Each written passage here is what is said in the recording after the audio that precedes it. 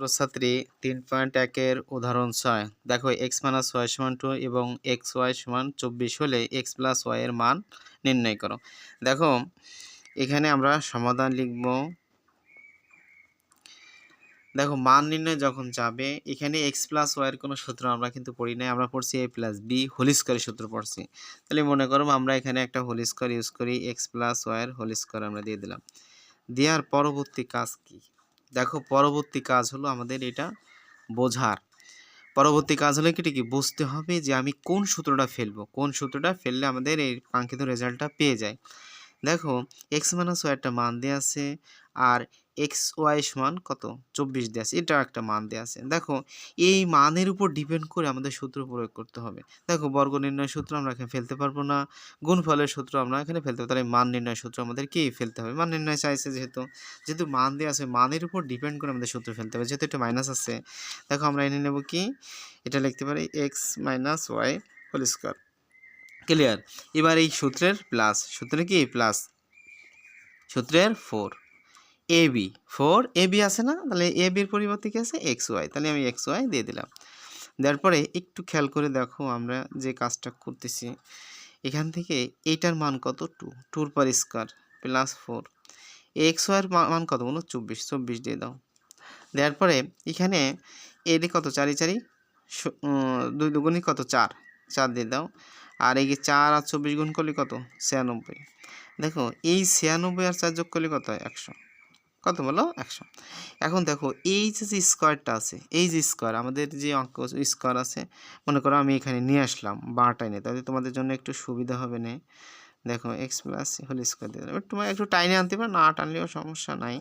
দেখো x + y একটু বোঝার জন্য আমি কাজটা করলাম। এই স্কয়ারটা এই পাশে চলে যাবে, তাহলে কি হয় বলো রুট হয়ে যাবে। তখন কি বলো রুট হয়ে যাবে। যখন তোমাদের এটা রুট হয়ে যায় তখন এখানে একটা ধনাত্মক বা ঋণাত্মক চিহ্ন তোমরা দিতে পারো।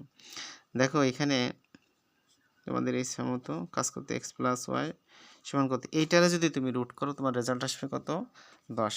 কে আসবে বলো 10 বা 10 আমি বলতে পারি। এটা x + y এর মান, ওরা চাইছে কি x + y এর মান, x + y এর মান কত বলো ধনাত্মক ঋণাত্মক 10, এইটা রেজাল্ট। তা বেস্ট অফ লাক, ভালো থাকো। দেখো এখানে কিন্তু অনেক কিছু বোঝার আছে। দেখুন এই যে এই স্কোয়ারটা যখন এই পাশে চলে আসবে তখন এর রুট হয়ে যাবে। রুট হয়ে গেলে 100 রুট করলে কিন্তু 10 আসে, 100 রুট করলে কিন্তু 10 আসে। আর এই জিনিসটাতে কিন্তু সবাই তোমরা পারবা, যেহেতু 9 10-এ পড়ো, সেক্ষেত্রে তোমাদের জন্য এটা কি একটু সহজ আছে। তবে এই অঙ্কের ভিতরে যদি কোনো ছেলেমেয়ের প্রশ্ন থেকে থাকে তাও প্রশ্ন করতে পারো। দেখো আমি যে অঙ্কগুলো করতেছি তোমাদের একেবারে তোমরা আমার সাথে সাথে তোমরা 3.1-এ তোমরা শুরু করবা। আমার সাথে সাথে তুমি 3.1-এ শুরু করো, তাহলে তোমাদের জন্য একেবারেই সহজ হয়ে যাবে। বিশেষ করে আমি যে সূত্রগুলো দিছি সেই সূত্রগুলো পড়বা এবং আমি যেভাবে অঙ্ক শুরু করছি উদাহরণ থেকে এইভাবে করো, দেখবা তোমাদের আশা করি অনেকটা উপকার হবে, অনেকটা। দেখো আমরা জানি যে ফেস টু ফেস অঙ্ক না করলে আসলে বোঝা কষ্ট, কিন্তু আমি চাচ্ছি যে আশা করি যে ফেস টু ফেস প্রাইভেট পড়লে যে উপকারটা হয়, আমি চাচ্ছি যে ওই ক্যাটাগরি তোমাদের বোঝাই দেওয়ার জন্য, যাতে তোমাদের জন্য সহজে বুঝতে সুবিধা হয়। দেখো তবে একটা কথা আমি সবসময় বলবো যে অঙ্কর জগতে সবসময়ের জন্য যে চ্যাপ্টারই করো সেই চ্যাপ্টারে যদি সূত্র থাকে সেই সূত্র অনুযায়ী সূত্রটা তোমাদের অবশ্যই নলেজে রাখতে হবে, তাহলে তোমাদের কি অঙ্ক করতে অনেকটা সুবিধা হবে।